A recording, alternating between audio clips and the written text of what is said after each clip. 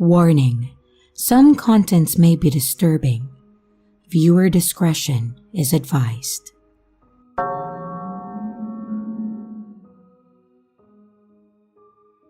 This happened fairly recently. I was trying to get a train to the city for a night of drinking with some friends. Unfortunately, the trains weren't running to the city center that day for some reason, so they had a replacement bus service instead. So I then went to go looking for where they had hidden the replacement buses in the train station, and after a while, it seemed like I was on the right track.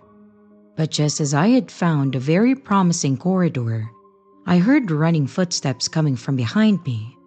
I glanced around to find an Arabic man sprinting to a stop beside me. I know that he was Arabic because he tried to offer to teach me Arabic while I was trapped with him later on. He asked me if I knew where the replacement bus service was. I replied that I was probably just as lost as he was, and that I was trying to find it myself. I thought that that would be the end of our interaction, but he continued walking beside me. Fair enough, I thought. We're both looking for the same thing, so maybe he thinks that we stand a better chance of finding it together. I wish I had turned around and darted into a bathroom or something. It turned out that the corridor did lead to the replacement bus, and the driver was standing outside the doors. He assured us that we had plenty of time and that we were the first ones here. He opened the doors to let us in, and the bus was completely empty. I decided to take a random seat in the middle and then huddled up next to the window, ready to put my headphones on. And where does this guy choose to sit in the completely empty bus? Well, right next to me, trapping me in the row of seats. I thought that it was a little weird at that time, but I figured no harm would come of it. He asked me why I'm headed to the city center. I tell him that I'm meeting friends for a girls' night out, and then very pointedly put my headphones on and then start finding a good song to listen to. He insists that he should join us, but I tell him that it's girls only and that I don't really know him. He answered that we could get to know each other and that he'll buy me a drink. I tell him no thanks and that I just wanted to see my friends today. The bus has gotten moving at this point, and there were a few others on board. From there, he then proceeds to badger me with questions, all of which I ignore or give one-word answers to. After a bunch of them, my replies became variations of, "I just want to listen to my music now," and "I'm not interested in talking, I'm sorry." He then starts complimenting my body, telling me that he thinks that I'm beautiful and repeating over and over and over again, "I really like you." My only responses now are, "Leave me alone," every so often, and I am visibly shrinking away from him as he's leaning closer. The bus driver doesn't seem to know where he's going for his next stop, and the city center is ages away, so I'm trapped in the seat and starting to really panic. He then starts stepping up to "I love yous," and then he leans right up to me making kissing sounds with his lips. That was the moment that my hero intervened. It was a man around my age, sitting a few seats back.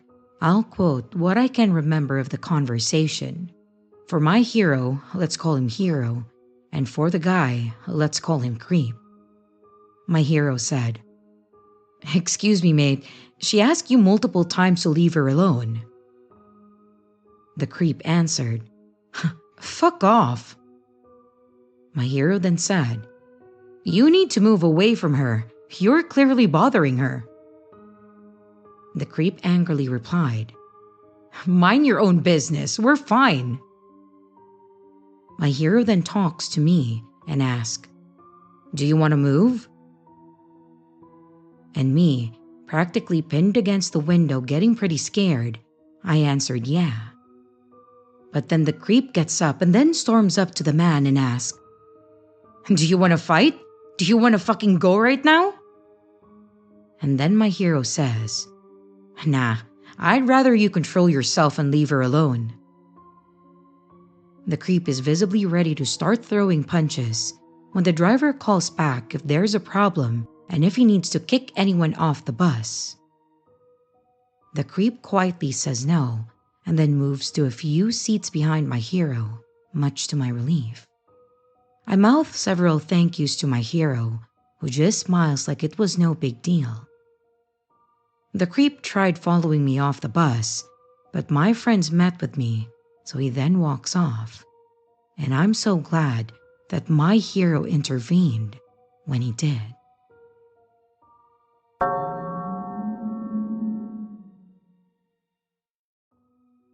So long story short, there was this man who looked to be in his 30s staring me down at the train station on my way home from school a couple of weeks ago.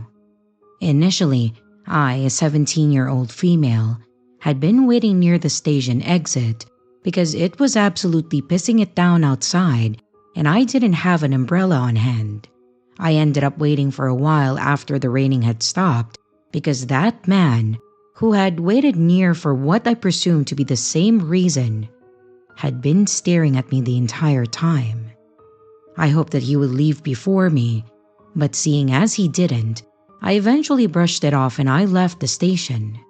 Of course, because I wouldn't be writing this if he hadn't. The man followed me. He practically chased me down and managed to catch up to me at a red light. At this point, I was alarmed because the route that I have to take to reach my house is usually vacant and quite obscured, and just generally not a safe area to go through alone. Immediately, he started talking to me. He was offering to take me to lunch and buy me things. I was polite but very clearly dismissive. And while he talked to me, I quickly decided to run in the opposite direction to reach one of the main streets where there'd likely be more people so that I wouldn't have to be alone with him any longer. He followed me there too and kept insisting on buying me an umbrella even though it had stopped raining. I politely declined and I was walking faster with every moment that passed, but he just seemed to get frustrated and then followed me the whole time up until I reached a store. He didn't stop there, of course. He walked in the store with me, and the cashier seemed oblivious to how uncomfortable I was. I tried to distance myself by going through one of the aisles, which was quite narrow, and the guy took that as an opportunity to grab me by my waist and then run his hands down my lower back, and I just froze. At that point, I felt defeated. I decided to play along, so I told him that I'd write down his number at the exit, and he seemed happy with that. He kept touching me, and I felt disgusted just at the memory of it. I'm not even sure how many times he'd had his hands around me in the span of a few minutes. He'd hugged me, and at some point, grabbed me by my hands and wrist, and I just barely dodged the kiss. Luckily, I seemed convincing enough and he didn't follow me all the way to my house like he was insisting on. I didn't see him again for a week, so I started to let my guard down, but as of a few days ago, I keep finding him sat in front of the train station at the time that I come back from school. I had seen him for 4 days in a row now, and although it's probably a coincidence, and that I shouldn't think much of it, it's a really unpleasant reminder. Every time that I see him, he's sitting on the bench on the street that I have to cross, and he just stares at me. And it is beyond creepy.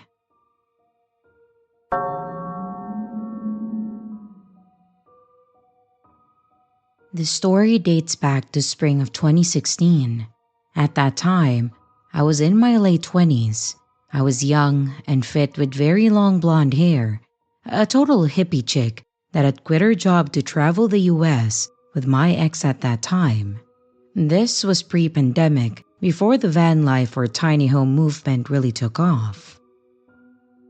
We left our home in the Midwest of January that year after holiday celebrations, saying goodbye to our friends and our family.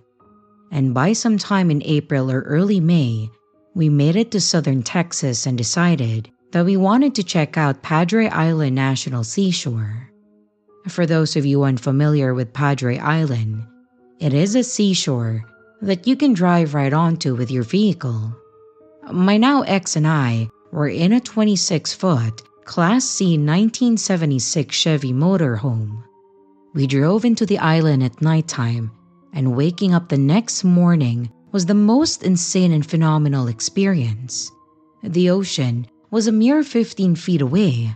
I mean, the visual was so breathtaking that I will never forget it. We arrived on a Thursday or Friday, and the beach was beyond packed. Another thing for people unfamiliar with Padre, it is where many Texans, high schoolers and college kids mainly, flock for their spring break.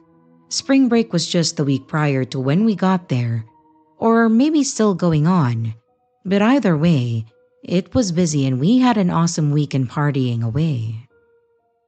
During this weekend, we noticed that workers for the park would often drive down the beach. They are very protective of their sea turtle population there and would slowly drive by in marked vehicles a few times a day. By Monday morning, we awoke to find the entire island emptied out.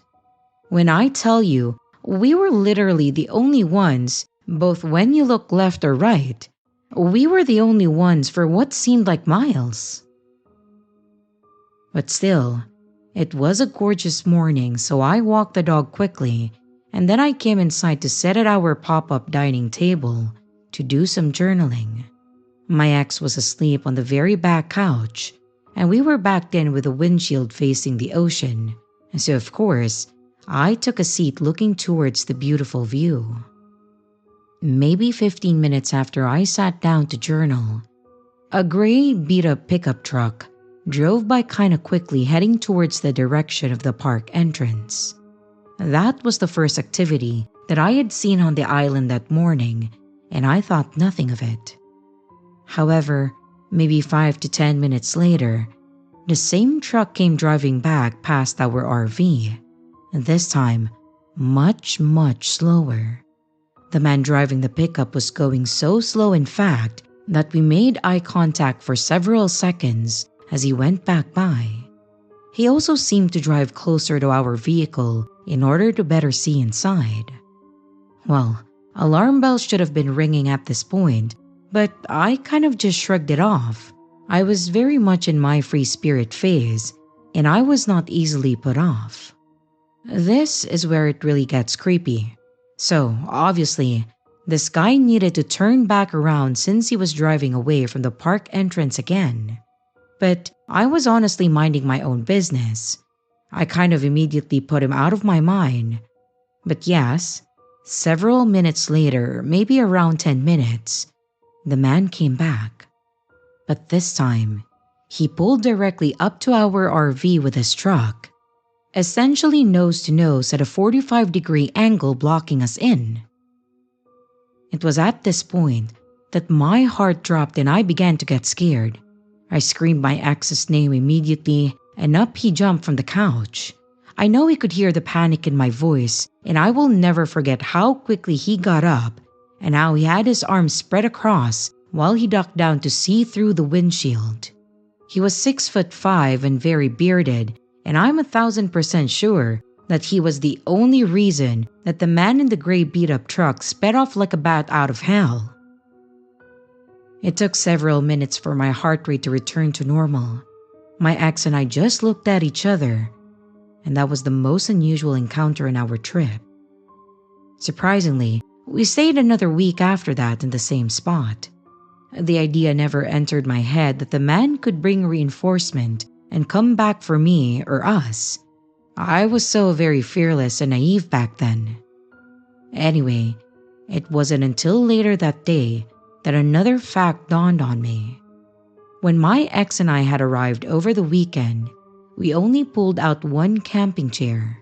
That one camping chair was in plain sight next to our RV outside. Prior to this spot, we had never done that. We always got both chairs out, but we ended up using driftwood to sit on when we had our bonfires. So, that was the nail in the coffin for me. The scary man in the gray truck absolutely thought that I was a young girl all alone, and I still wonder to this day, almost 10 years later, what all he had in mind for me that morning.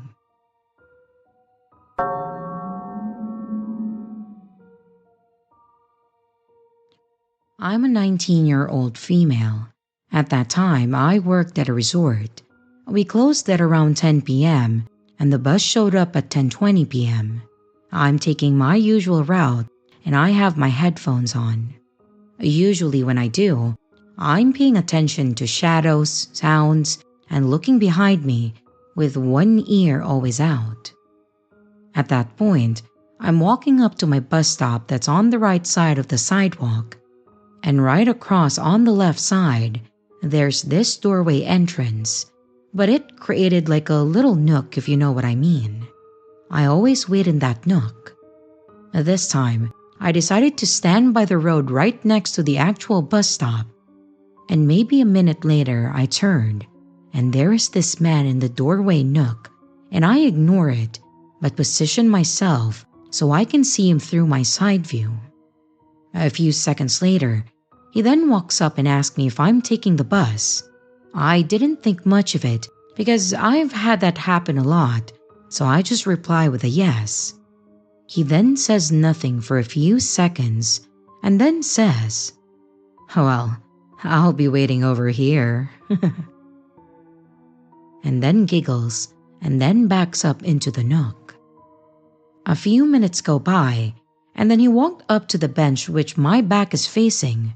So I reposition myself again, and in the corner of my eyes, I can see him unzip his bag and slip a pocket knife up his sleeve, and then walks back into the nook.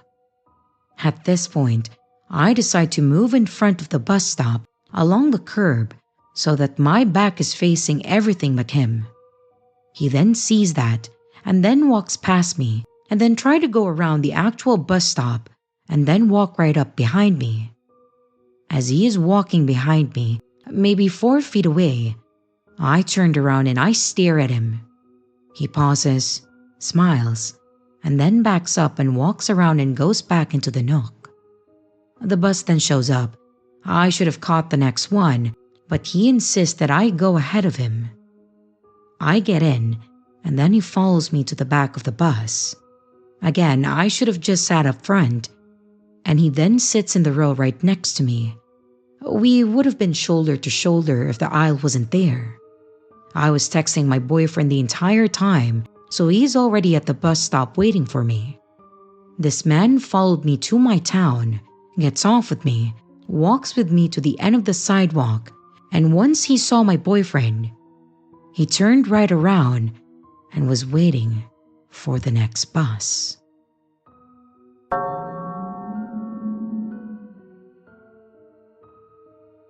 About a year ago, I was asked if I wanted to play some online MMO by one of my friends.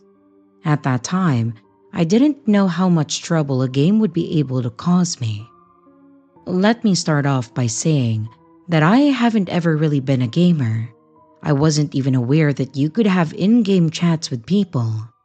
I didn't know what to do, but I wanted to give this online gaming thing a try since my friend said that it was so much fun.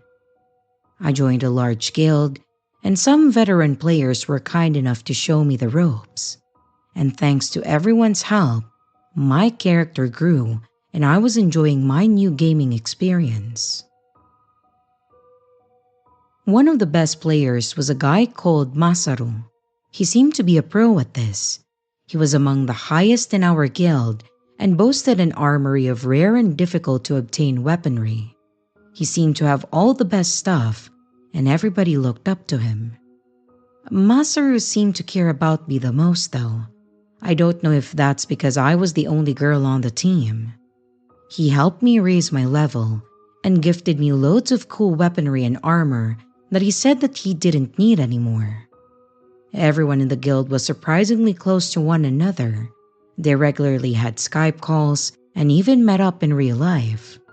We used to use Skype to speak to one another while we played. We then chatted in the in-game chat, and we all exchanged email addresses. Most of the members of the guild lived in Kanto and Kansai, and I lived in Hokkaido, so I never attended any of their offline meetings. It was just too far to go, and there were too many meetings for me to attempt to go to any one of them. The distance between Hokkaido and Kansai is about a 24-hour drive, around 1,500 kilometers or 956 miles. So no. I wasn't really careful enough about what I was doing online though. I realize that now. Without thought, I shared personal information about myself with people that I hadn't even met, including members of my guild. Thankfully, I didn't reveal my address or my phone number, and I am really glad that I didn't do that. Now, let me tell you about Masaru. He was a student living in Kansai, and it seemed like every time that I logged in to play, he was ready and waiting for me.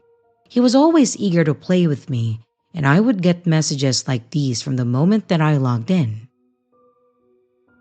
"Ah, I found Mokori!" That's my name, by the way. "What are you doing at the moment? Are you alone?" Maybe not. I guess you could be with someone." One thing that I need to point out is that every time this Masaru guy would send me a message, he would include a certain emoji, and he was known for those emojis, so keep that in mind. He would send these messages to me in a one-on-one chat, excluding other members from the guild. He would send them when we were playing as a group and when we were doing our own solo plays. It was pretty intense. I responded dutifully to begin with, but one day that I was busy hunting with my friend with another group, I didn't have time to reply at that point, so I didn't reply. I just thought to myself, I'll just reply to him later. Then suddenly, he sent that emoji that he uses in the main chat that everyone can see who plays the game. He was supposed to be playing with someone else, but what it looked like he had done was go in search of me to see what I was doing. I know it was only a game, but it felt a little weird that he did that. I should have probably realized that this was an early red flag. Because he then turned up and started talking to me in the game in an open environment that anyone could see, and I felt as if I needed to apologize for not getting back to him in our private chat, and I feel like that was his intention. So I said sorry, and then he replied, "It's okay, Mokori. If you have more fun playing with others than playing with me." And then he posted that emoji that was quickly becoming his calling card. After replying to me, he then logged out, and that was weird because this guy was always logged in.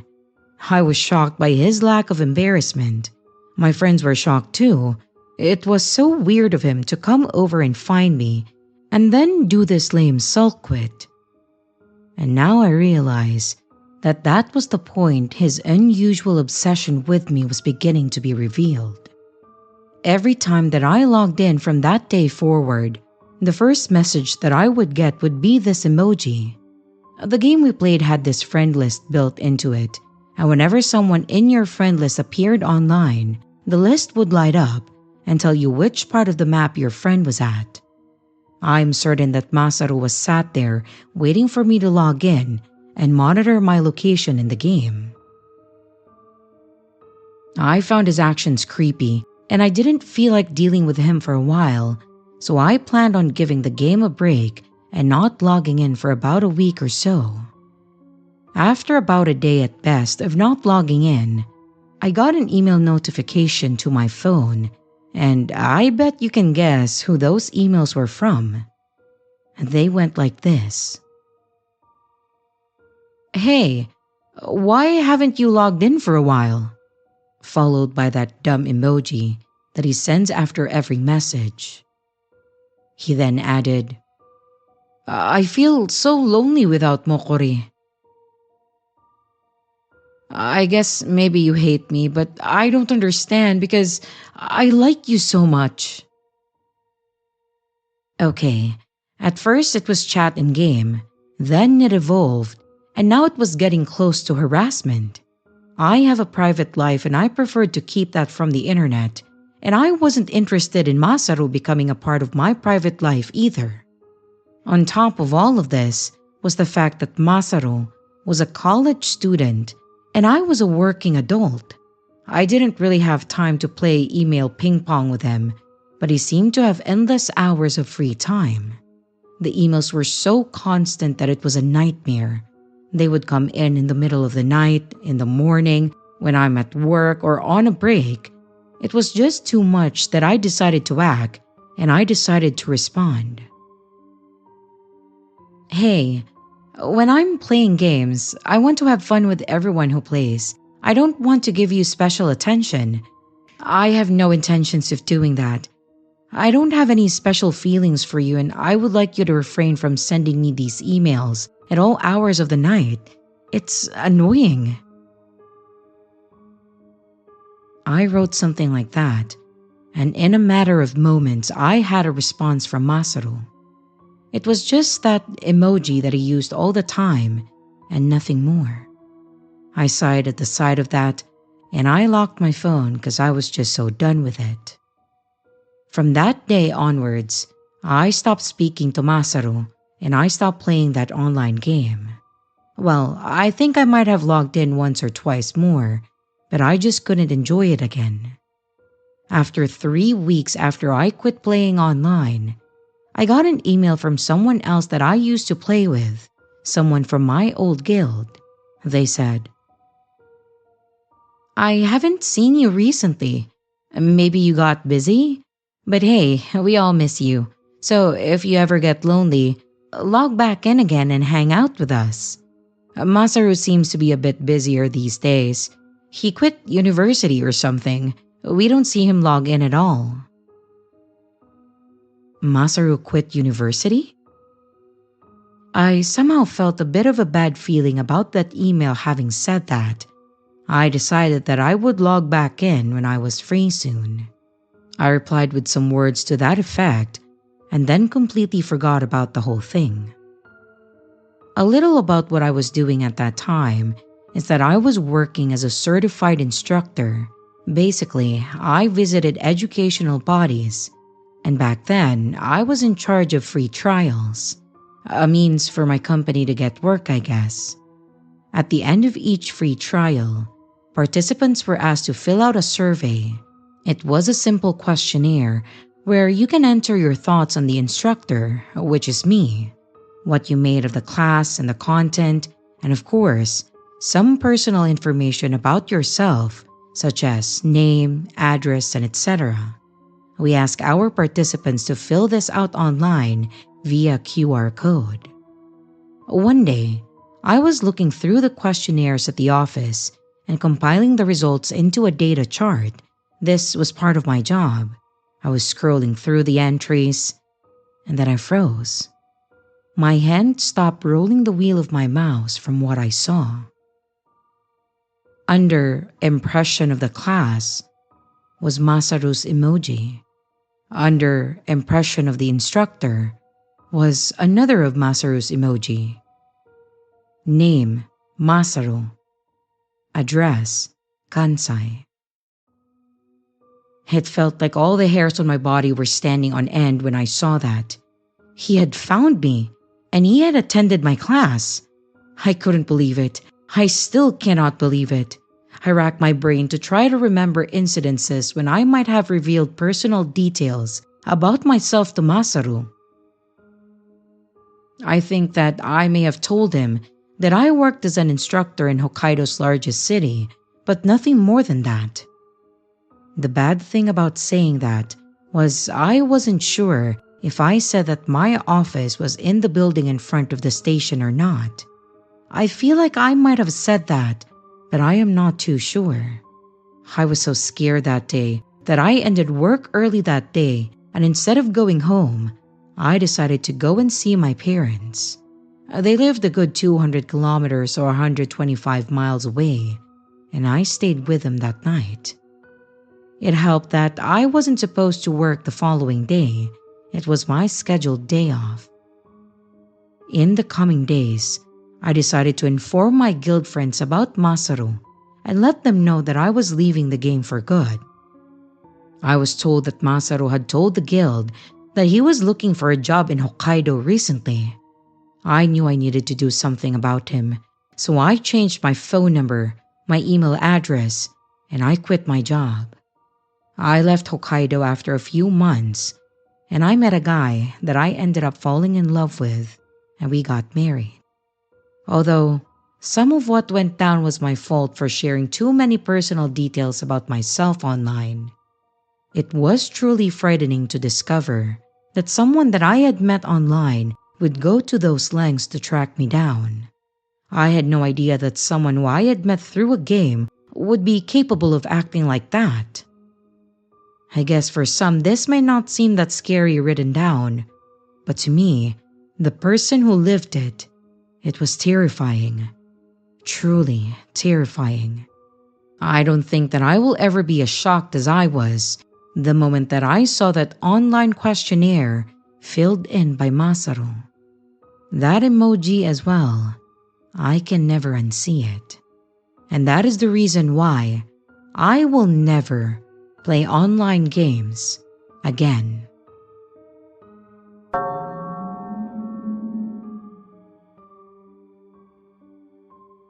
So, I'm new to this city for a concert that I'm going to see.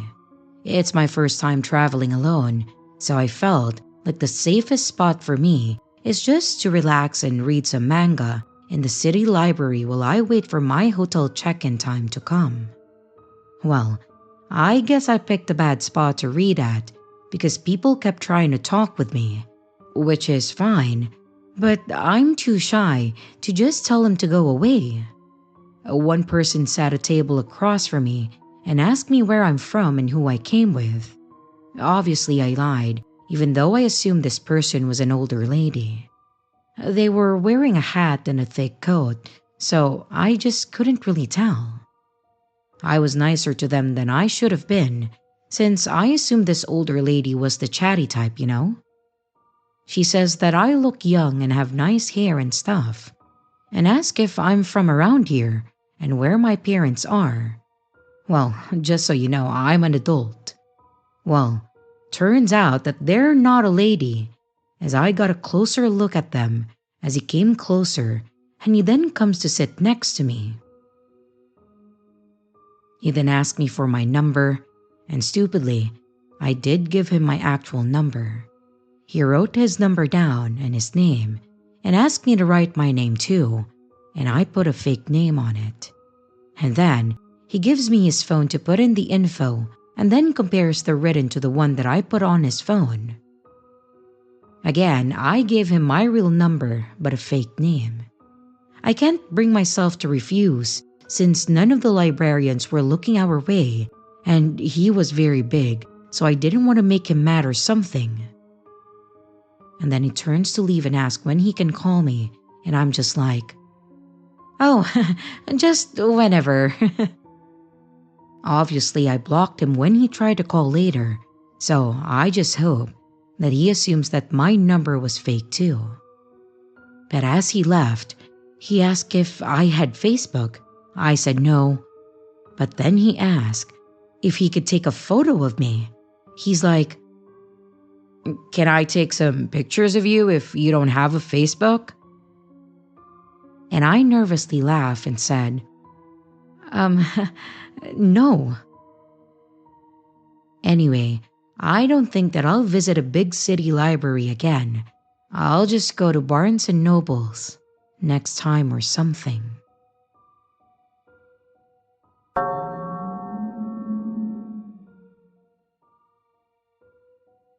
Hi, I don't want to use my real name, so let's just say that I'm Hannah and female. In my line of work, securing deals with large clients was both the challenge and the reward. I'd worked hard to establish myself in the business world, proving my worth time and time again. This time, the stakes were high, as I was assigned to close a significant partnership with a renowned company. The anticipation built up as I prepared my presentation. I was ensuring that every angle was covered and every question anticipated. When the time for the deal came, I walked into the meeting with confidence. I was ready to meet the representative from the other company. He was a man known for his firm negotiations and sharp business acumen.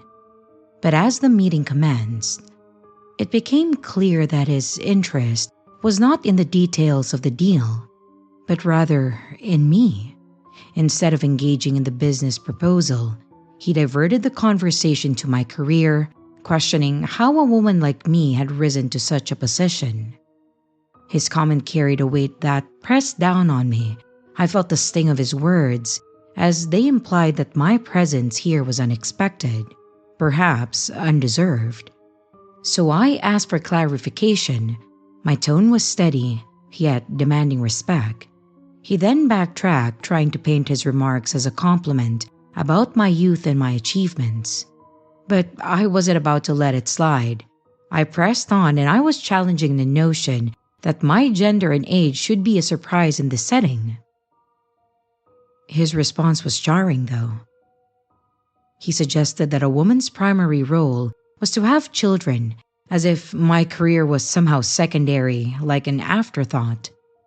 The mix of anger and disbelief surged within me, and I saw no reason to continue the charade of a meeting. With my decision firm, I gathered my things and I just left, leaving behind not just the potential deal, but also his outdated mindset. Back at the office, I relayed the experience to my superiors, and predictably, they were less concerned with the nature of his comments and more focused on the lost opportunity. Their criticism came swiftly. They were scolding me for letting my personal feelings sabotage a valuable partnership. The situation weighed heavily on me for the rest of the day. Later on, as I was wrapping up my work, my office phone rang. On the other end was the man from the meeting. He apologized and he acknowledged his unprofessional behavior earlier at our meeting. He expressed a desire to continue discussions about the deal, and he then invited me to a follow-up meeting that night. Despite my lingering resentment for him, the possibility of salvaging the situation led me to agree. So I arrived at the office after hours. The quietness of the place felt different, almost unsettling. The building seemed deserted except for him. He greeted me with a warmer demeanor, seemingly intent on making amends. As we began to talk, his focus appeared more sincere. Yet, something about his demeanor was off. I couldn't quite point out why. But I then noticed that he started edging closer, his body language shifting from professional to intrusive to downright creepy. He placed a hand on my shoulder, and it was a very unwelcome gesture that I promptly removed. I reminded him of the boundaries that we were to maintain, and he seemed taken aback by my reaction, but I held my ground. And soon after, he made another attempt, resting his hand on my thigh. I pushed him away. I rose from my seat with the intent to leave, but before I could make my escape, he seized me with sudden aggression and he was pinning me to the ground. Panic surged as I screamed, and his voice hissing at me to be quiet. In the midst of my struggle, the sound of another voice cut through the chaos. It was the janitor, an unexpected savior of mine. He demanded that the man let me go, and his intervention was enough to break the hold, allowing me to scramble to my feet and take refuge behind him. The businessman, the creep, was furious. He attempted to threaten the janitor, claiming that he had the power to cost him his job. But the janitor remained steadfast, refusing to be intimidated by this pervert. The janitor looked strong, a bit old. He could be around my dad's age. That's probably why he saved me without any second thoughts. He probably sees his daughter in me. He then escorted me quickly out of the building, ensuring that I reached my car safely. The aftermath of the incident was a whirlwind of emotions and formalities. I pressed charges, of course. I was determined to seek justice for the horrible experience that I've had. The creep was suspended pending investigation, but doubt lingered in my mind. Would he really face the consequences of his actions? Or would the system fail to hold him accountable? I don't know. I can only hope for the best. As I returned to work, I carried the scars of the experience with me. This incident, though harrowing, had not broken my spirit. Instead, it strengthened my resolve to succeed more, not just for myself, but for all women who face similar battles in their lives. I'll come back if there are any updates to let you guys know, but that's it for now. So everyone, please, stay safe.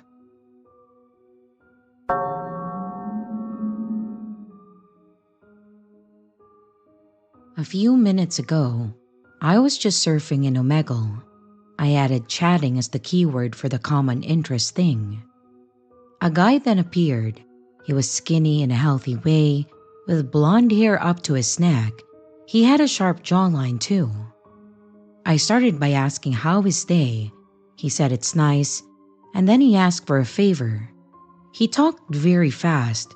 He said that his online Skype friend isn't picking up his calls, that he has been calling her for the past 6 days.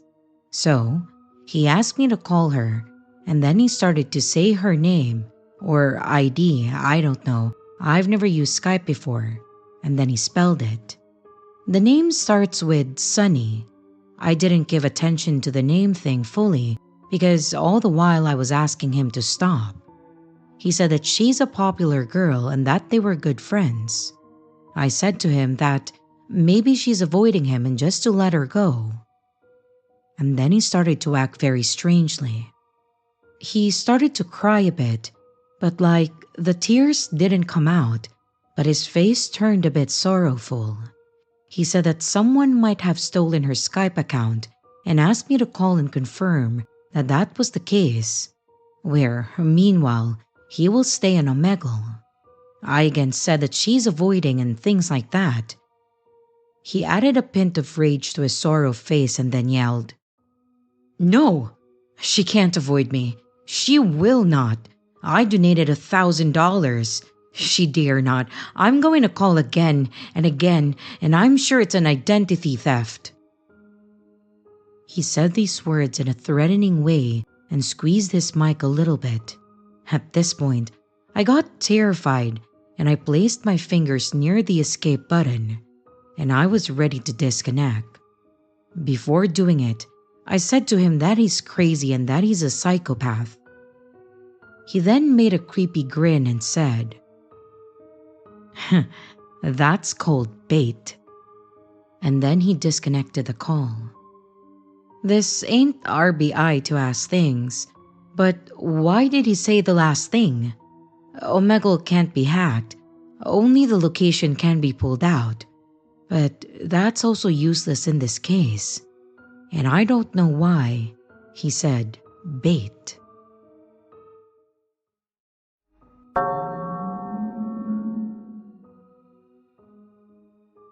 This is my first post on this subreddit, but I recently can't get the story out of my head, and I need to put it down so that I can move on and forget. I met Leo, 18 male at that time, during my junior year of high school. I'm a female, and I was 17 at that time. Leo was an immigrant from Guatemala, and he was new to my school.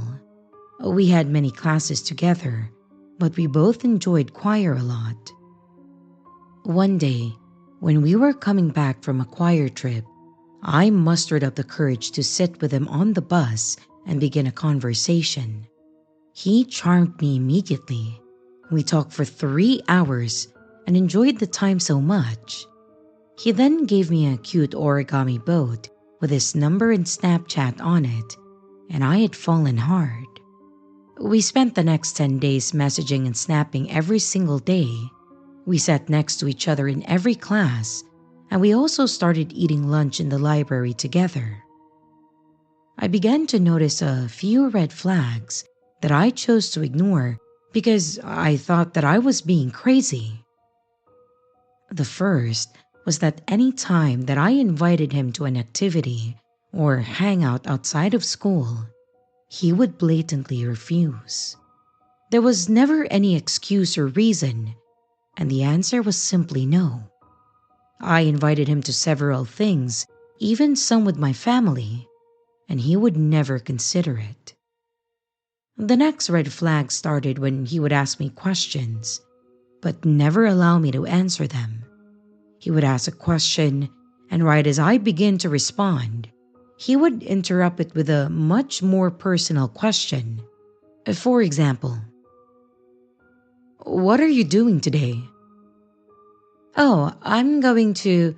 How many boyfriends have you had?" It was really strange. On day 10, I was walking my dog and I got a strange message from him. It said, "I had a dream and I want to tell you about it." At first, I was thrilled and I was curious. But then when he started sending a bunch of messages through, I got really sick. The dreams he had were a bunch of very descriptive, sexual fantasies about me. All of them were sickening and objectified my body in ways that no one would be comfortable. He started telling me the types of nude photos that he wanted to take of me and the things that he wanted me to be doing to myself in them. It wasn't sexy, it was scary. And then he told me how he wanted to meet up in secret several times a week that nobody would know. And that's when I responded, "No, please, never talk to me again." And I blocked him on everything. I called my friend who had him on Snapchat as well, and she frantically told me that he was adding photos to his story. All of them were pornographic photos of girls that look a lot like me. They had the same body shape, the hair color, the skin tone.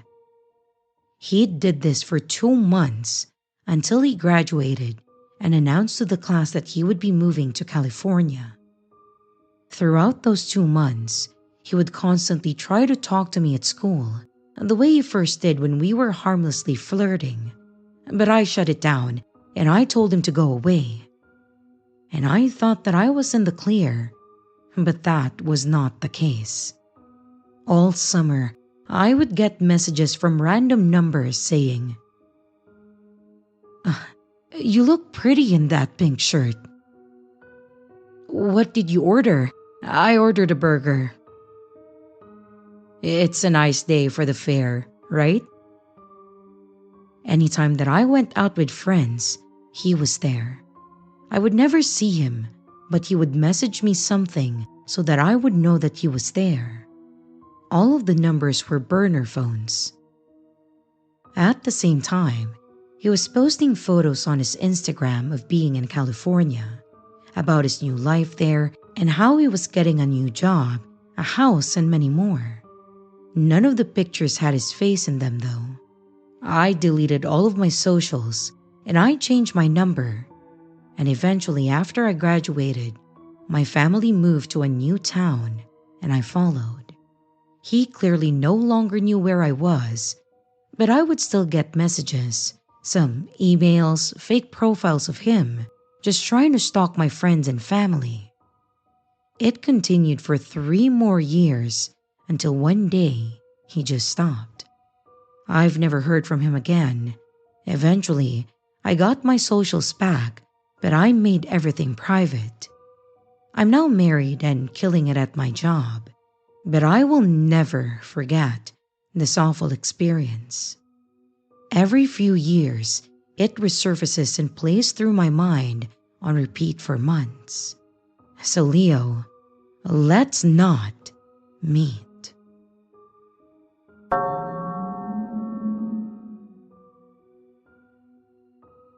This happened like 6 to 7 years ago now, so feel free to ask any questions. Your questions might help me jog my memory and I'll remember more details.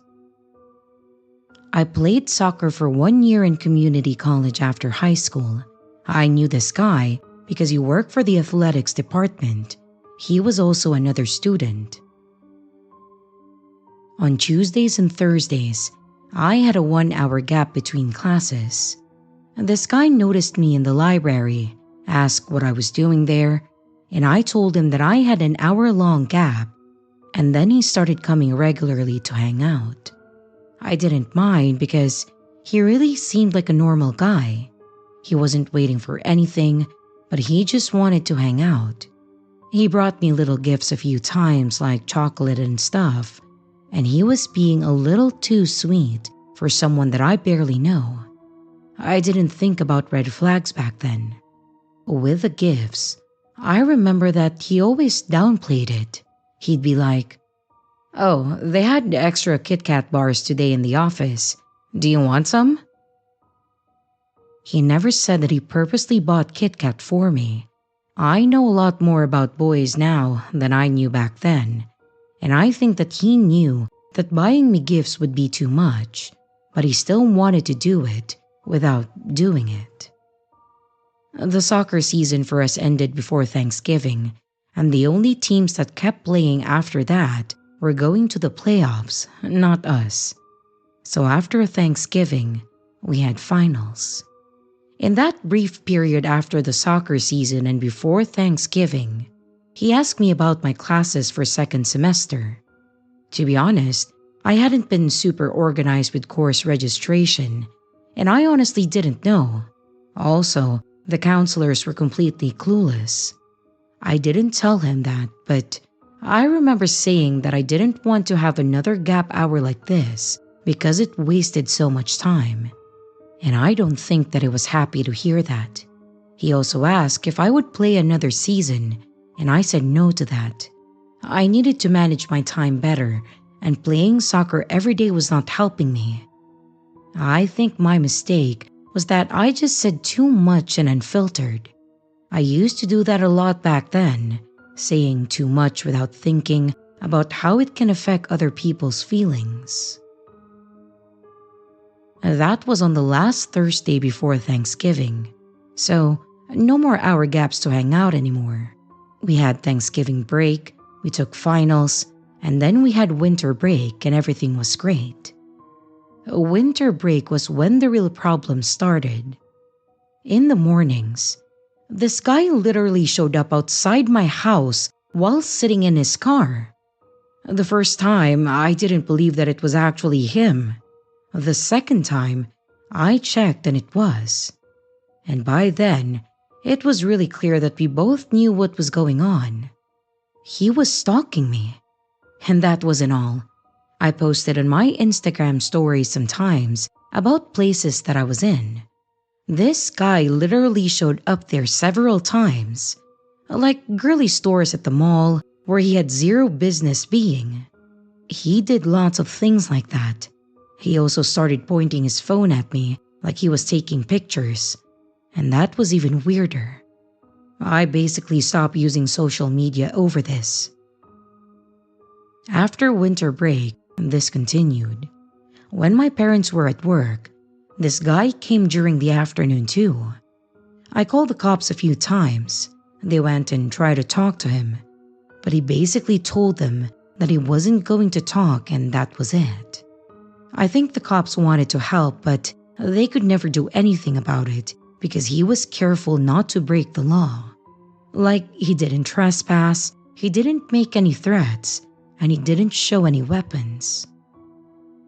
I have no idea what he's doing now, and my guess is that he gave up. Maybe his little obsession kind of became old, and he found other things to pay more attention to. At least, I hope so. But if he still comes by, I have no idea. I think the most challenging thing is that I couldn't tell my parents, since I knew that they would completely freak out.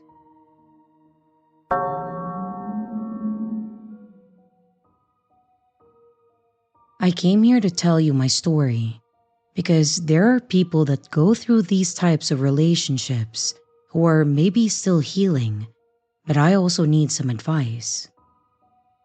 I'm a 17-year-old girl, and when I was 14, I liked older guys. And not guys who were 1 year older than me, I mean 3 to 4 years older. That's when I met my ex. He was 17 at that time, and he was a really sweet guy until he started opening up about his mental health and also his drug addiction. And don't get me wrong, I don't judge him for being mentally unstable, but he never took his prescription and he just threw tantrums all day, verbally abused me, and overall didn't care about me. I was with him for 2 years until one day he finally blocked me, basically ending our relationship, and I never heard from him since. Well, until 2 months ago. I came home from school one day and I looked into the mailbox because I saw an envelope. It was unusual for us to receive envelopes unless it was a bill. But it wasn't an envelope for bills. It was one meant for letters. I put it in my purse and I went inside the house. I then went into my room after I said hi to my mom and I opened it up. There was no return address or something like that, but my name on the letter caught my attention. I never received letters from anyone, and I was worried to see a signature that I recognized on it. I started reading the letter. Well, hardly, because the writing was awful. But the person who sent it was telling me how they regret letting me go and that they wanted me back. I thought that one of my friends was playing a stupid prank on me, so I just brushed it off and I put it in my drawer. I was actually laughing about the situation. And later at night, when I was about to go to sleep, there was an unknown number that showed up on my screen. I looked at the screen, confused, because I barely received such weird calls from unknown numbers. I didn't really want to pick up, but I thought that maybe it was one of my friends who was trying to pull one of their prank calls on me, as usual. I picked up and I heard breathing. "Hello?" I said, but there was no answer. So I added, "Beatrice? Are you this bored that you want to pull pranks on me?" And still no answer, just heavy breathing from the other end. But all of a sudden, I heard his voice. "Who's Beatrice?" My eyes were wide open and I hung up. I stared at the ceiling in disbelief and I put my phone on silence mode and I just went to sleep. I didn't think for 1 second that this phone call was about to be the beginning of my biggest nightmare. I woke up the next morning with several calls from that unknown number and I got a little scared. I opened my phone and I saw messages from the same person telling me to pick up and to just talk to them. I tried to ignore it, but the calls and the messages continued even after I got to school. When I was outside the school gates and smoking a cigarette with my friend, I got a call again. I answered and I gave an upset answer. I said, "Dude, who the hell are you? Why are you calling me?" The person sat in silence for a few seconds, and then they said my friend's name. They heard their name and asked me who the hell was I on the phone with, and then he said, "You are with..." They then say my friend's name. "Aren't you?" Of course you are. I can see you." I looked around and I didn't see anyone other than my other schoolmates. There were only 6 people around us and nobody was on a call or something. I got creeped out and I hung up. I recognized that voice. It was my ex's. I told my friend that he kept calling me and texting me from an unknown number since last night and that I didn't know what to do. She said that I can't really do anything about it, and that I should just ignore the calls. But as time went on, I started to get more letters, sometimes even flowers right next to the fence of my home. For context, my ex was from another city, and I never told him where I lived. He knew what school I went to, but never which class I was in. But then, I started to get single roses once a week on my desk when I got to school. My classmates told me that they never saw the person who brought me the roses, but they were always there by the time that they got to class. I was super paranoid.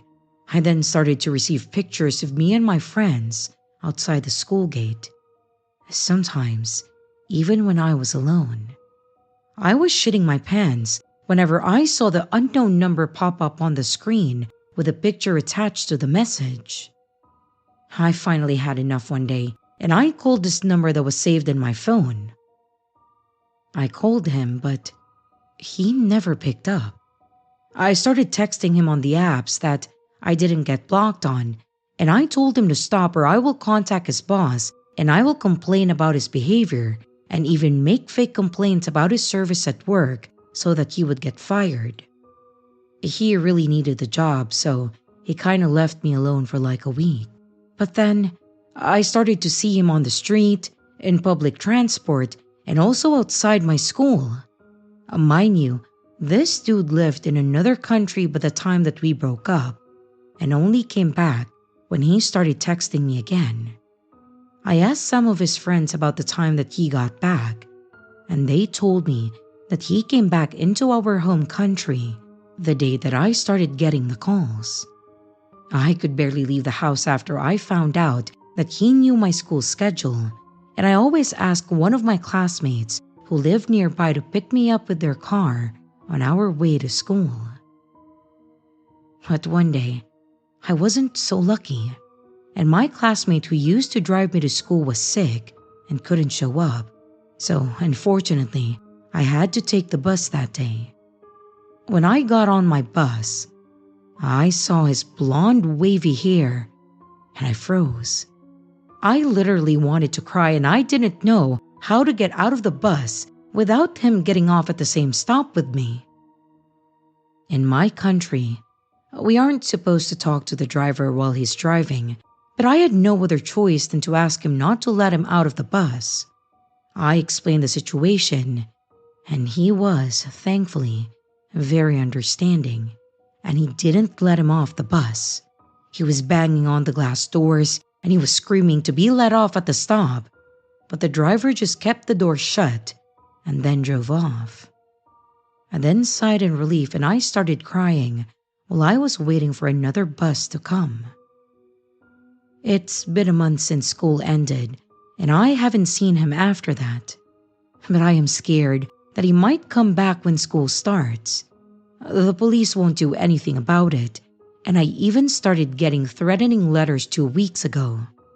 I carry a pocket knife with me when I go out, and I even changed my phone number. But I don't know what else I can do.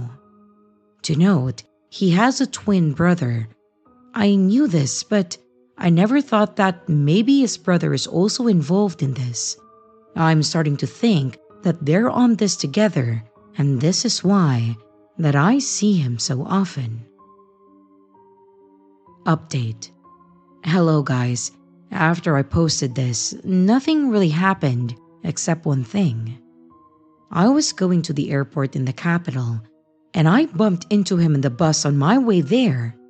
This really freaked me out because I don't live in the capital and he doesn't either.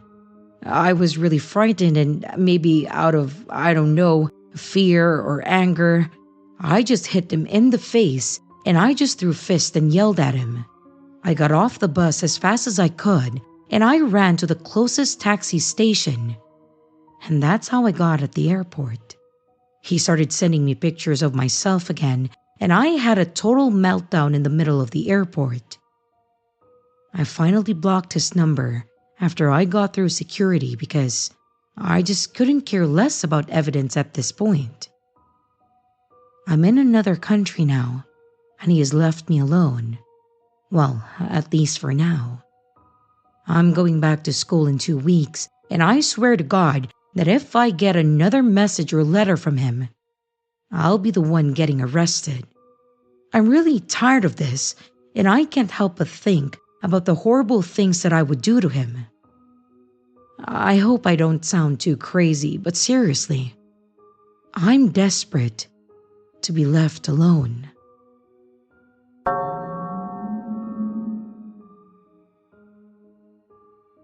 Me and a friend that I will call Robert had just spent the day in a city a few hours from our own.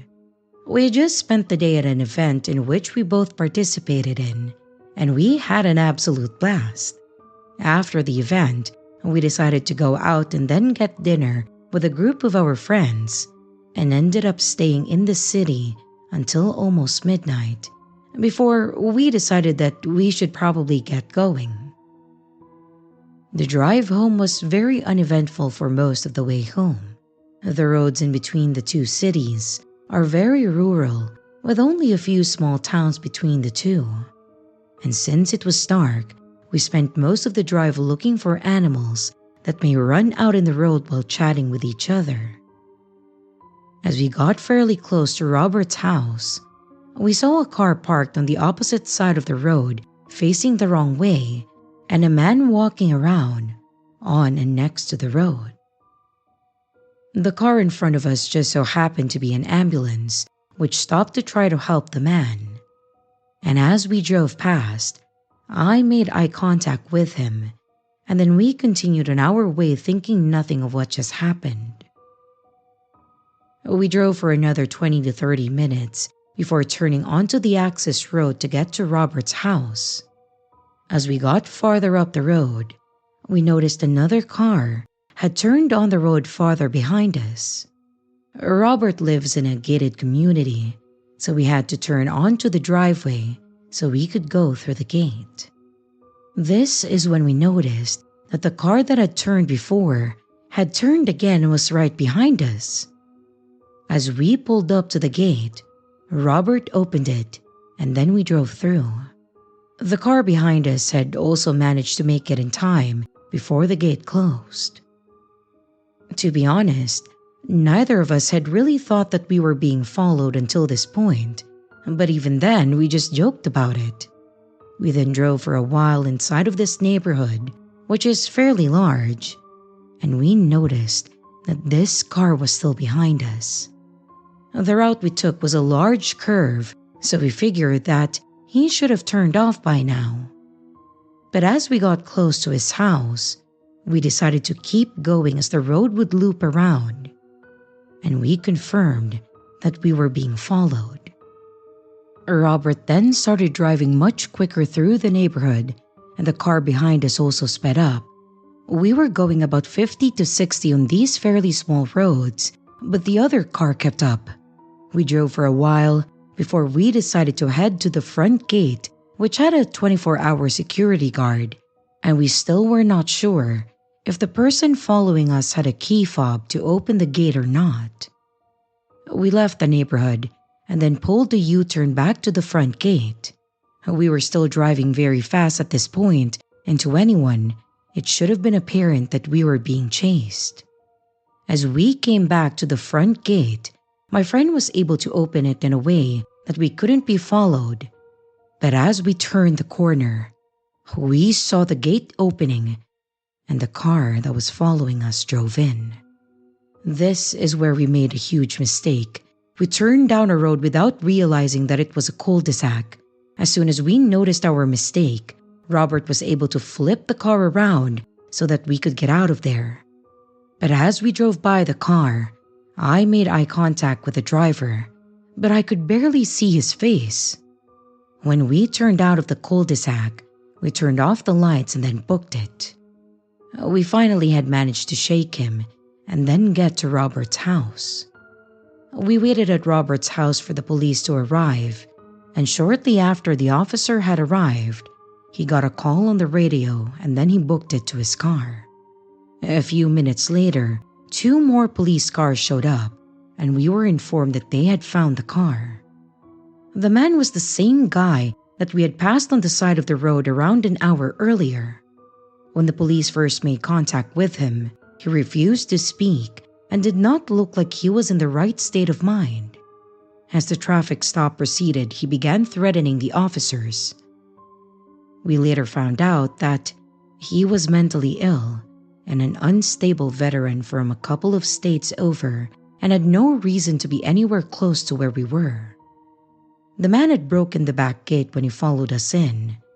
And the worst of all is that the guy at the front gate, whose only job was not to let people in if they didn't have a fob without stopping at his booth, let this guy in after we had just sped past him. Well, he was quickly fired by the security company. Looking back on this, there is only one thing that I would have changed. I would have called the police sooner, but the adrenaline in the moment clouded our judgment.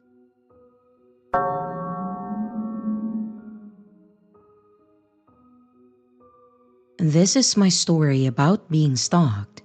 Dealing with this has been difficult, and throughout the ordeal, I felt out of control, so I am sharing this to gain control over my story. This story is long as it spanned over 2 years, so I've split it into parts to make it easier to read through. Part 1. Several years ago, I moved abroad to begin a 2-year study course. When I arrived at my apartment, I met 3 of my roommates. Sam was funny and sarcastic, while Bella and Poppy were both nice, some sorority-type girls. We decided to go out for dinner, and I offered to invite our 4th roommate in room 1C, next to mine. Sam warned me not to invite her, saying that she was odd. I was worried because I didn't want to live with a bunch of catty girls. I mean, how were they fighting in less than a day, right? I smiled, and I told Sam that she just made a bad first impression and that I would invite her to get to know her better. Sam grumbled as I left the kitchen, approaching the door next to mine. I knocked on the door and it opened. A short, petite girl with long brown hair and a childlike face stuck her head out. I introduced myself and I invited her to dinner. The girl's face lifted at my invitation as she nodded in agreement. Our excitement about the new school year kept us lively as we arrived at the restaurant. I decided to befriend the girl in room 1C since we were sharing a bathroom. I learned that her name was Snelly, that we were the same age, from the same state, and in the same program. I ordered a Jack and Coke as Nellie leaned into me and asked if I actually drank alcohol. I nodded, thinking her question was odd. We were both in our 20s. Of course, I drink alcohol. Nellie focused her attention on me while we ate, and as I got to know Nellie, I kind of felt bad for her. She was born in Sri Lanka, but immigrated as a kid, and since she had an accent and lisp, I assumed that she was bullied. Nellie was different from me. She was shy and claimed to not have any hobbies nor friends, but I figured that since we were in the same program, I could befriend her. I asked her if she wanted to sit with me in class, and she happily agreed. I felt content knowing that I was befriending her like I was doing a good deed. Part 2. My first 2 weeks abroad went smoothly. I got used to my surroundings, I've made friends, and I got along with my roommates. Sam, Bella, Poppy, and I would often cook and eat dinner together while chatting about our days. Nellie and I got along, but she was socially awkward, so I made it my goal to befriend her, which was easy because we sat together in lecture every day. We even opened our bedroom doors in unison, and I would open my door, then Nellie would open hers and ask me where I was going. One night, I left my room to go grocery shopping when Nellie's door opened and she asked to join me. I agreed, and then she hurriedly put on her sandals and her neon pink coat. I walked through the aisle, Nellie silently followed closely behind me, and eventually, I found everything that I needed. But Nellie said that she wasn't buying anything, and after I paid for everything, we began to exit the store, and the alarms went off. I stopped to show the security guard my receipt, and he looked in my bags confirming that I had not stolen anything. I didn't think much of this incident, but when I stood at the front of the store with Nellie for the fourth time as my bags were searched by security, a thought crept into my mind. The alarms never rang when I was alone, or even with friends. They only rang when I was with Nellie. I shook my head. Nellie couldn't be stealing. I was with her the whole time. She was a perfectly nice, normal girl, and I was rude to think anything contrary. Part 3. The harmony in the apartment only lasted 2 weeks. One morning, I shuffled into the bathroom and I saw that the toilet was completely filled with 2 or 3 rolls of dry, unraveled toilet paper spilling onto the floor. However, what concerned me the most was the huge wad of hair that sat directly on top of the toilet paper. I knew then that it was Nellie who had done this. She was the only person who had a bathroom key, and her hair color was a match. I tried to think of any reason that Nellie would do this. Maybe she clogged the toilet, then stuffed it with toilet paper to hide her business. But that didn't explain the hair to me. I couldn't harp on the issue though, so I made a maintenance request to have someone unclog the toilet, and when I came home from class, the toilet was unclogged. I studied for 2 hours before going back to the bathroom, and I was annoyed when I found out that the toilet clogged again, toilet paper, hair, and all. This obviously wasn't a mistake anymore, and now we were out of toilet paper.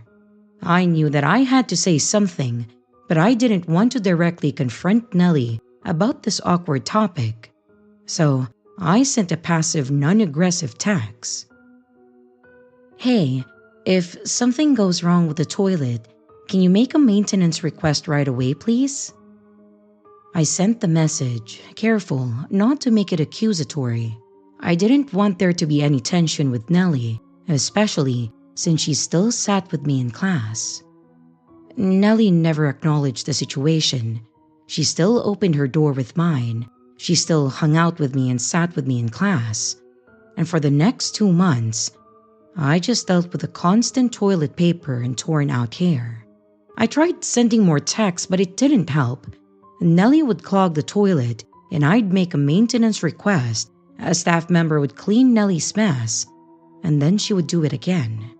Eventually, after 12 clogged toilets, I was so annoyed that I decided to confront Nellie. Nellie, I know you're clogging the toilet and you need to stop. If you do it again, I'm going to report you. I pressed send as I walked to class. I decided that I wouldn't sit with Nellie anymore. I had different friends to sit with who didn't clog my toilet. And as I sat down with Reagan and Charlotte, I felt bad seeing Nellie sit alone across the lecture hall. I promised myself that I'd still be friends with her and that everything would be fine. Part 4. I was happy that the holiday break was soon and that Nellie never addressed me not sitting with her. My message had worked. Nellie stopped clogging the toilet and we were still friends. But I came home one day in early December and my nose scrunched in disgust. There was a sickly sweet rotten yogurt-like smell coming from Nellie's room. I didn't want to confront Nellie so soon after messaging her about the toilet. So for 2 weeks, I avoided the problem. I didn't address the issue until 2 weeks later when all of our food started to rot almost immediately after buying it.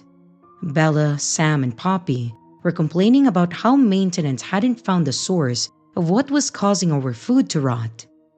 When I brought up the horrible smell and an accompanying fly infestation, the girls went to go smell the hallway outside of Nellie's room and returned a minute later coughing and gagging.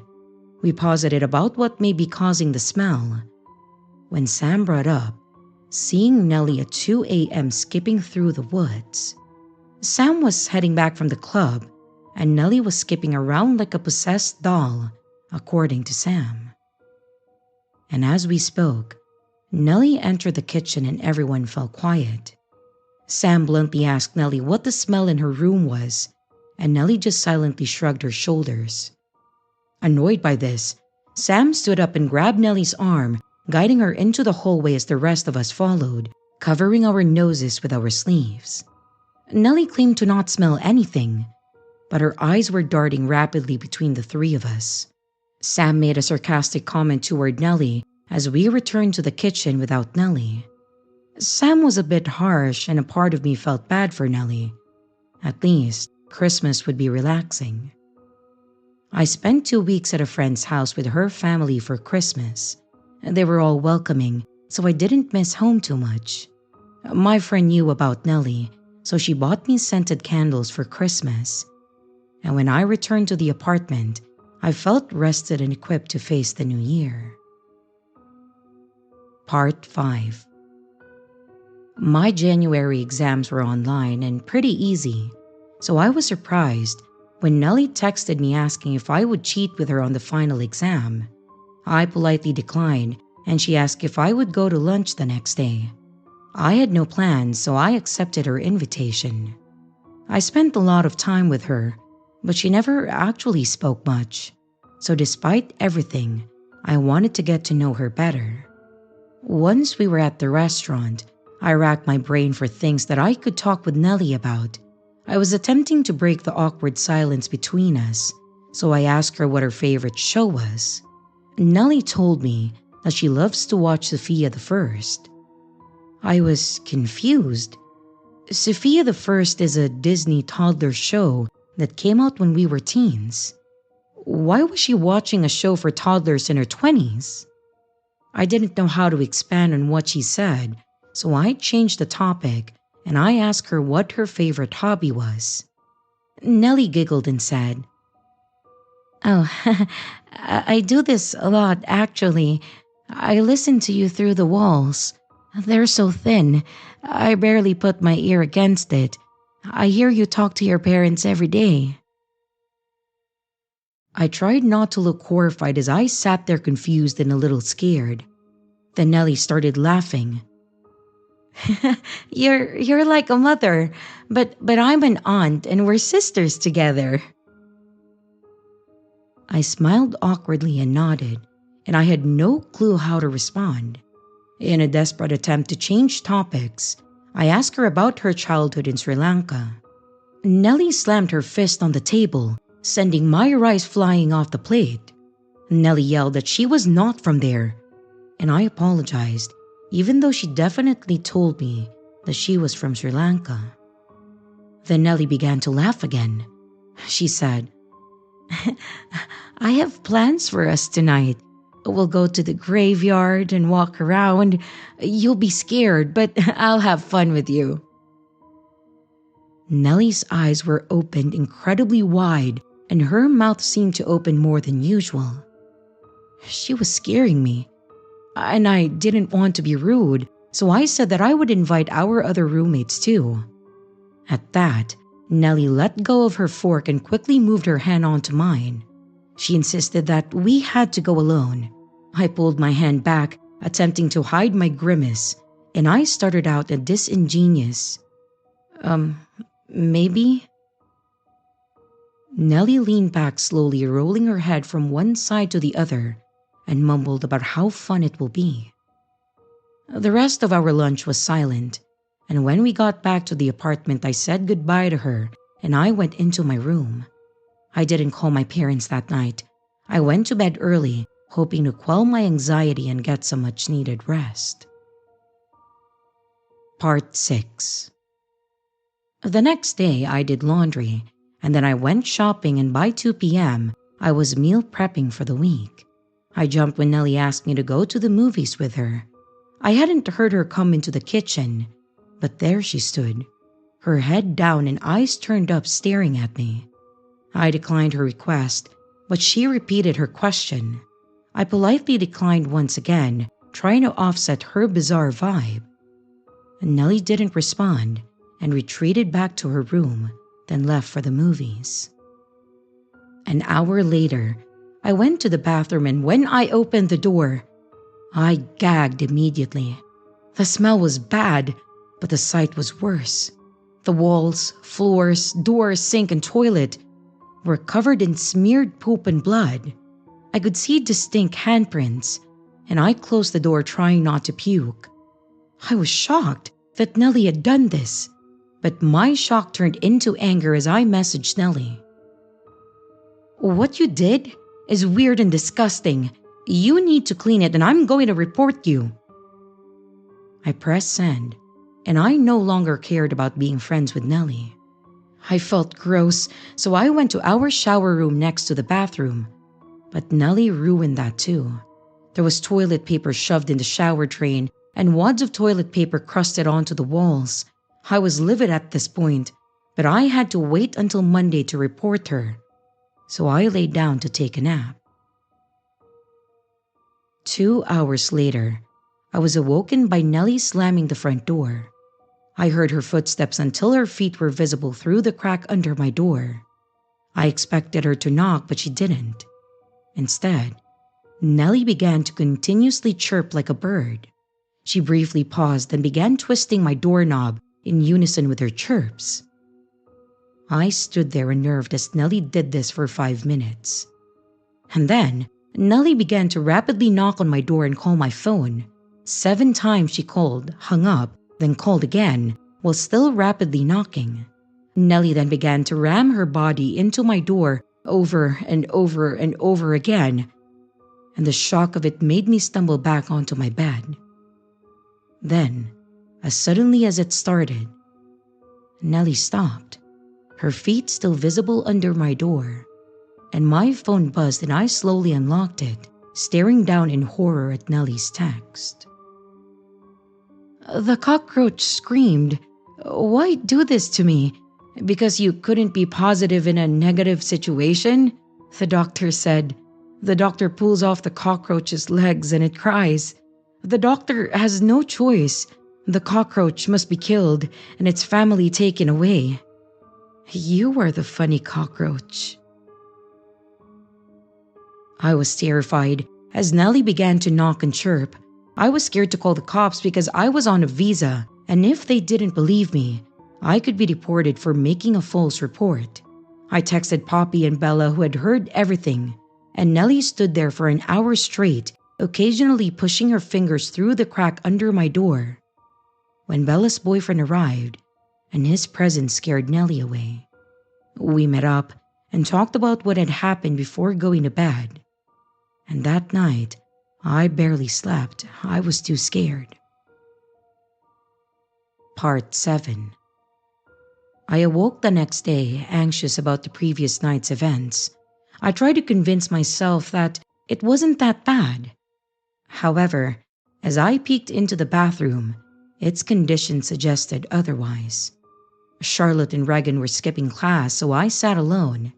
I saw Nellie enter the room, bypass her regular seat, weave through the aisles and inspect each row as she passed. And I sank in my chair as she got closer, horrified by the realization that she was searching for me. With the last night's memories fresh in my mind, I froze in fear when Nellie found me and robotically bent down to meet my eyeline as she sat next to me with her mouth twisted up into a sinister smile. I did nothing as she sat next to me. I was too scared to move and worried that any tiny shift may cause her to attack. When the professor dismissed us, I shot up, frantically packing my things, and Nellie asked where I was going, and I lied to her, saying that I was going to the cafe. I didn't want her to know where I was, so I went home for lunch and I stood in the kitchen, and the door opened. "You are not at the cafe." Nellie's eyes darted up to me. She was looking at the knife on the table. I apologized and told Nellie my plans had changed. My heart raced as I asked her if she liked the lecture. Nellie didn't respond. She just stared with her head tilted and mouth agape. I asked again, but she still didn't answer, and I faced her afraid that she would use the knife on me. She glared so intently that her veins were protruding. She stood there for 10 minutes before leaving. And later on, I walked to the library and froze as I saw Nellie's pink jacket behind me. I turned to see Nellie staring straight at me with vacant eyes. She followed me into the library, up to the 3rd floor, and then sat directly behind me. With her threat still fresh in my mind, I moved to a different spot, but Nellie followed me. I tried again, but she still followed. I was scared to be isolated in a library with her, so I decided to leave. I quickly weaved through the bookshelves, desperately trying to reach the lobby, but Nellie matched my pace, and I was nearing a heart attack when I ran into my guardian angel, Sam. "Nellie's following me," I blurted out. Sam looked at Nellie, who had stopped 5 feet behind me. Sam nonchalantly told Nellie to fuck off, and I was surprised when Nellie did just that. After Sam and I spoke for a bit, my phone buzzed. It was Nellie, inviting me to the graveyard that night.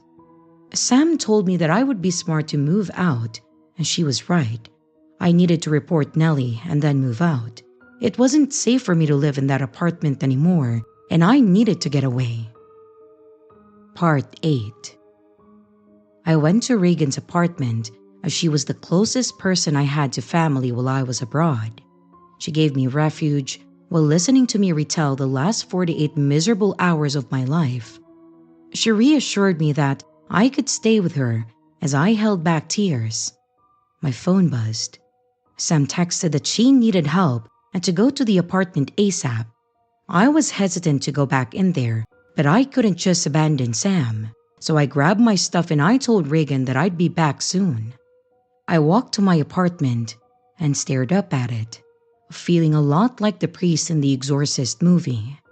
When I got to my door, I was immediately greeted by my 3 roommates' distraught faces.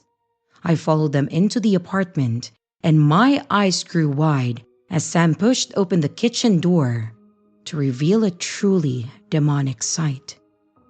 Huge amounts of congealed red and orange liquid pooled across the floor, leading beneath our table where a small bird lay dead with its wings outstretched and its head missing.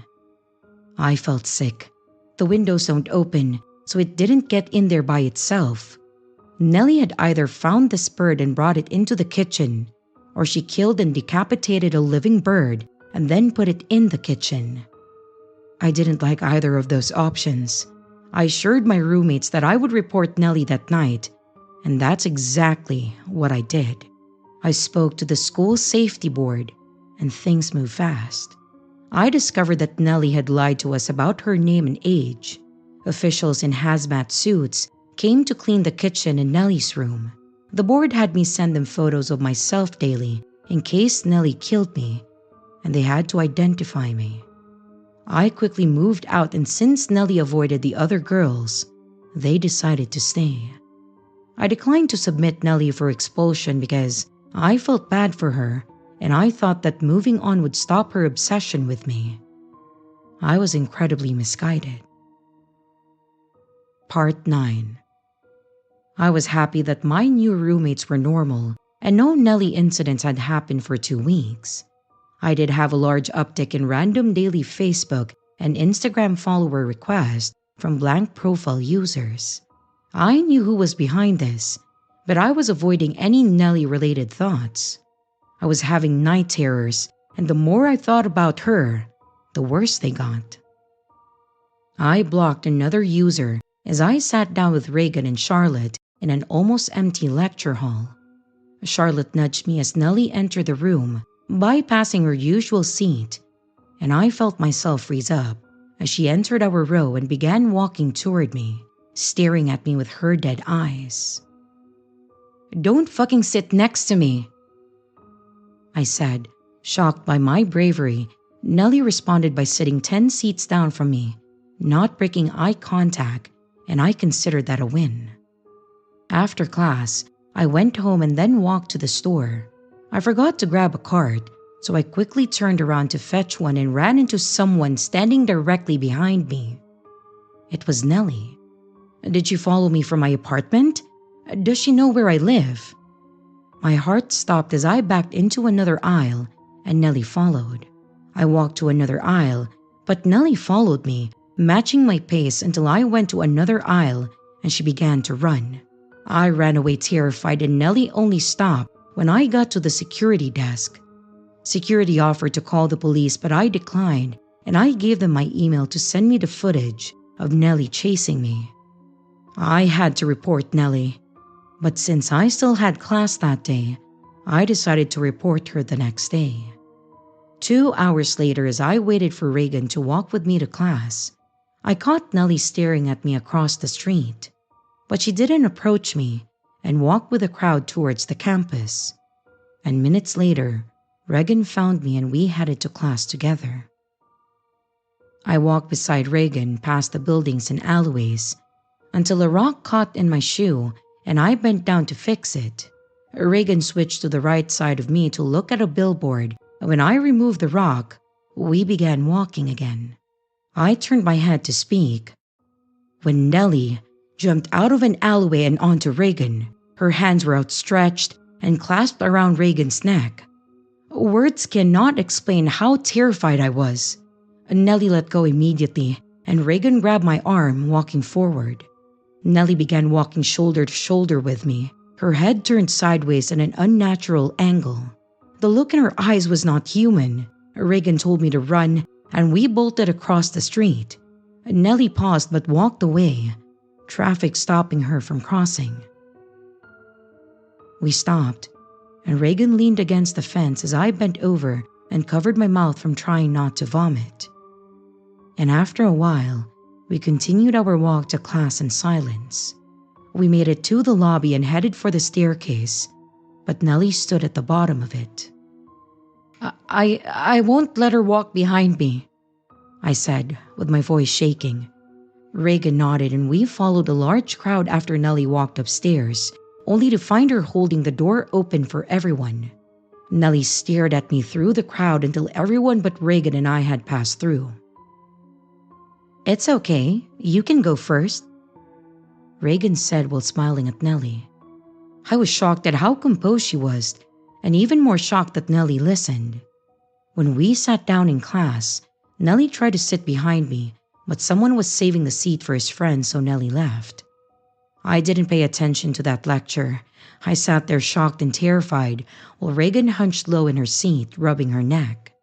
I felt horrible for bringing her into this Nellie crap, and I knew then that Nellie needed to be expelled no matter what. Part 10.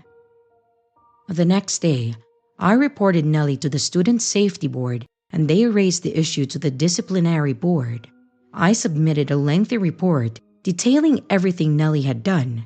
I included Reagan, Bella, Poppy, and Sam as witnesses, and I gave photographic evidence of the threats, the calls, the smeared poop and blood, clogged showers and toilets, and the stalking. And the next week, I met with the disciplinary board to go over their conclusions. They informed me that they had reviewed my report, met with Nellie to give her a copy of my report, discussed my accusations, and had come to a conclusion.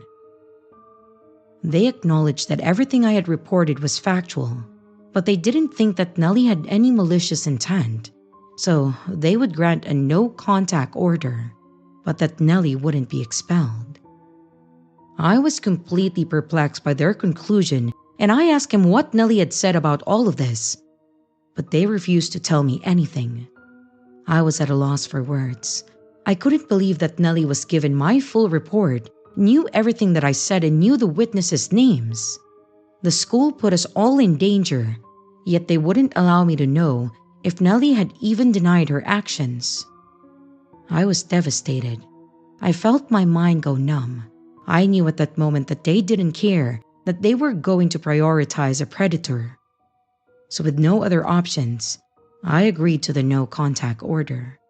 The worker tried to get me to sign a non-disclosure agreement so that I wouldn't speak about what Nellie did to me or how the school dealt with my case, but I refused to sign it. The next day, I received an email confirmation that Nellie had agreed to a no-contact order. But I knew that meant nothing. Nellie wouldn't get help, and she would never stop stalking me. Part 11. My sophomore year was plagued with a relentless pattern of Nellie stalking me from place to place, sitting next to me in class, standing next to me in hallways and staring at me daily. Her action was so unnerving and obvious that multiple strangers warned me about her. I reported these incidents every time they occurred, and the school always responded by stating that they would remind Nellie of the no-contact order. And they never took any further steps to help me. In sophomore year, Nellie found other roommates and in them, new victims. She was evicted from an off-campus apartment and her new roommates, who once sat with her, began to sit far away from Nellie, and they looked terrified. They looked like me. Having incidents happen weekly and having to see Nellie daily made it impossible for me to move on. I was always in flight or freeze mode, and I was terrified by what Nellie had done and still might do to me. I became a sunken-in, miserable and defeated version of myself. I wanted revenge, a natural result of the boiling rage that I felt. Now at a constant simmer after Nellie was coddled by a university that failed to shell out even a minor consequence for the terror that she imposed on me. I wanted Nellie to suffer in the exact same way she made me suffer. I know, if I had just grown a pair at any point in those early months, I likely could have saved myself and others from suffering. Nellie was likely stalking me from the moment that I met her. I just hadn't realized it, and it weighs heavily on me to know that I played a large part in my own suffering. No matter what I write, I can't begin to recreate the evil that radiated off Nellie. I have daily night terrors, and I don't go into new situations. I don't speak to new people, and I don't make friends. I'm not nice to strangers because I don't want to invite something like this into my life again. Revenge came on graduation day, when Nellie's name didn't appear in the book of graduates. She had failed second year, but despite everything, I couldn't help but think that I was a bad person for being content with Nellie failing. Maybe I was just happy that I could finally move on.